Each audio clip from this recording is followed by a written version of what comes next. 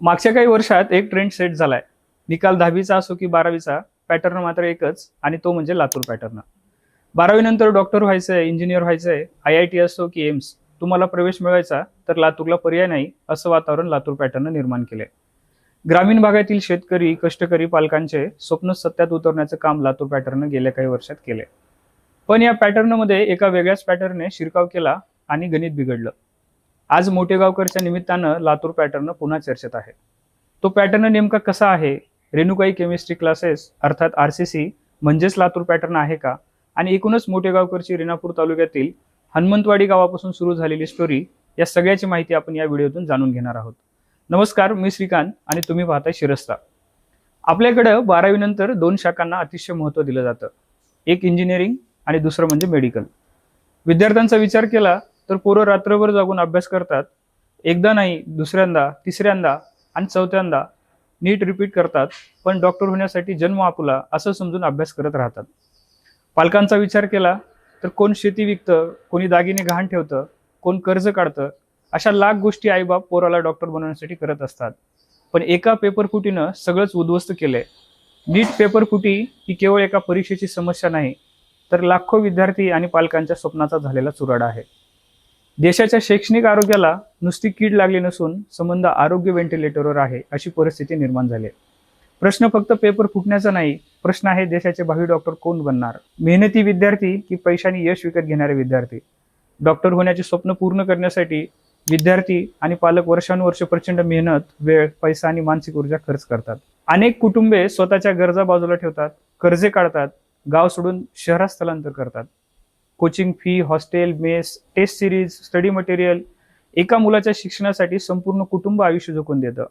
कारण भारतात अजूनही डॉक्टर होणं म्हणजे प्रतिष्ठा, स्थैर्य आणि संपूर्ण कुटुंबाचं स्वप्न असतं.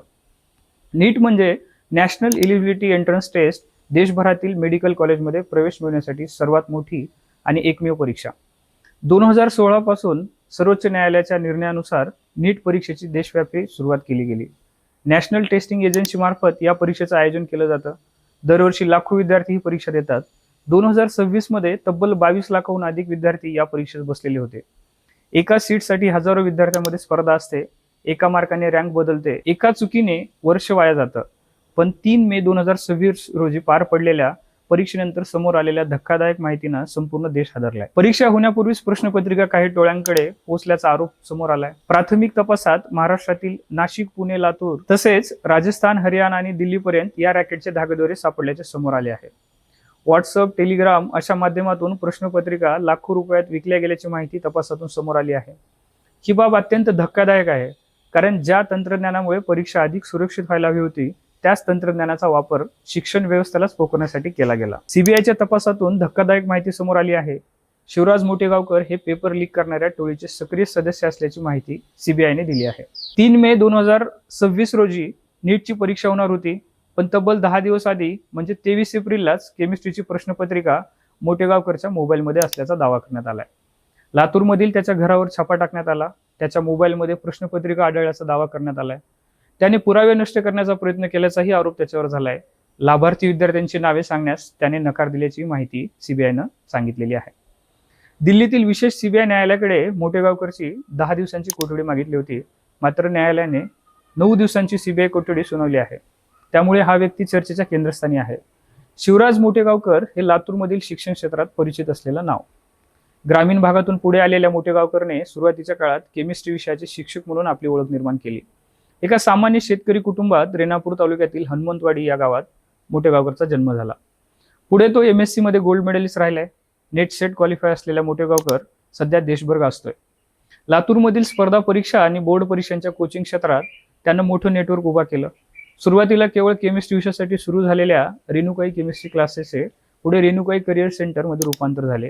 त्या ठिकाणी आज फिजिक्स, बायोलॉजी, मॅथमॅटिक्स यासह विविध विषयांचे मार्गदर्शन दिले जाऊ लागले. लातूर पॅटर्नच्या वाढत्या प्रभावाच्या काळात त्याच्या क्लासचे नाव राज्यभर पोहोचले होते. याची प्रसिद्धी इतकी झाली की लातूरमध्ये इन्कम टॅक्सची धाड पडली की ती RCC वरच असणार, अशा चर्चा विद्यार्थ्यांमध्ये रंगायच्या. CBIच्या तपासातून आणखी एक गंभीर माहिती समोर आली आहे. PV कुलकर्णी आणि मनीषा मांढरे यांच्यावर NTA कडून पेपर सेट करण्याची जबाबदारी होती.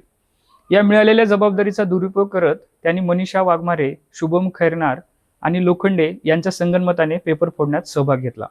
या संपूर्ण प्रकरणामध्ये आणखी कोण सामील आहे, कोण लाभार्थी आहेत, कोणत्या कोचिंग नेटवर्कचा सहभाग आहे, याचा तपास अजून सुरू आहे. यात काही डॉक्टरांनीही हे पेपर खरेदी केले असल्याचा संशय व्यक्त केला जातोय. हे अत्यंत गंभीर आहे. या पेपर फुटीचा सर्वात मोठा परिणाम विद्यार्थ्यावर झाला आहे. चिंता, नैराश्य, झोप न लागणे, आत्मविश्वास खचणे या समस्या प्रचंड वाढताना दिसत आहेत. परीक्षा रद्द झाल्यावर पुन्हा तयारी करण्याचा मानसिक दबाव अनेक विद्यार्थ्यांना सहन होत नाही. घरातील वातावरण तणावपूर्ण बनतं. पालकांच्या अपेक्षा, समाजातील तुलना, स्पर्धेचा दबाव यात अनेक विद्यार्थी भावनिकदृष्ट्या तुटून जातात. काही विद्यार्थ्यांनी आयुष्य संपवल्याच्या घटनाही देशाने पाहिल्या आहेत आणि म्हणूनच या गुन्ह्यातील दोषींना कठोरातील कठोर शिक्षा व्हायला हवी. कारण विद्यार्थ्यांच्या भविष्याशी खेळण्याचा अधिकार कोणालाही नाही. आता पुन्हा मुद्दा उरतो पॅटर्नचा. या प्रकरणात वारंवार एक नाव चर्चेत आलं, ते म्हणजे लातूर पॅटर्न. खरा प्रश्न आहे, लातूर पॅटर्न म्हणजे नेमकं काय? खरं तर लातूर पॅटर्नचे खरे जनक म्हणून डॉक्टर जनार्दन वाघमारे सर, माजी खासदार डॉक्टर गोपाळराव पाटील सर आणि अशा शेकडो गुरुजनांनी ज्यांनी या लातूर पॅटर्नसाठी आपले योगदान दिले आहे. अनेक शाळा, महाविद्यालये, विशेषतः राजर्षी शाहू महाविद्यालय लातूर येथे या पद्धतीची सुरुवात झाली.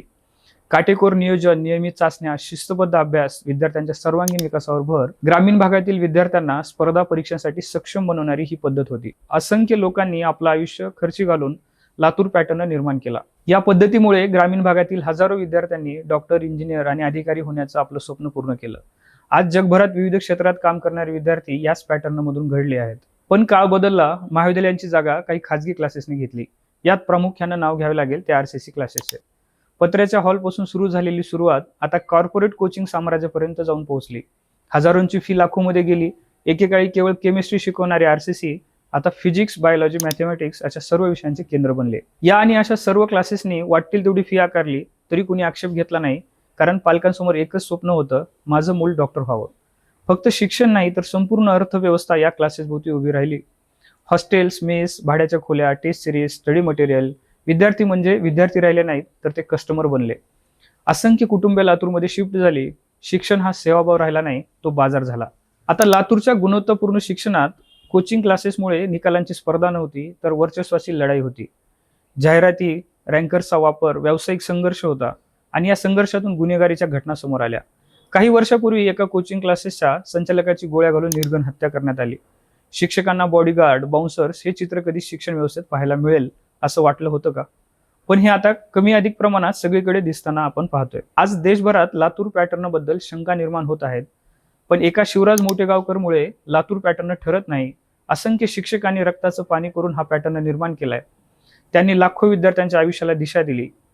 या दुर्दैवी योगायोग असा की लातूर पॅटर्नचे खरे शिल्पकार असलेले जनार्दन वाघमारे सर असतील किंवा डॉक्टर गोपाळराव पाटील सर असतील, यांचं नुकतंच निधन झालंय.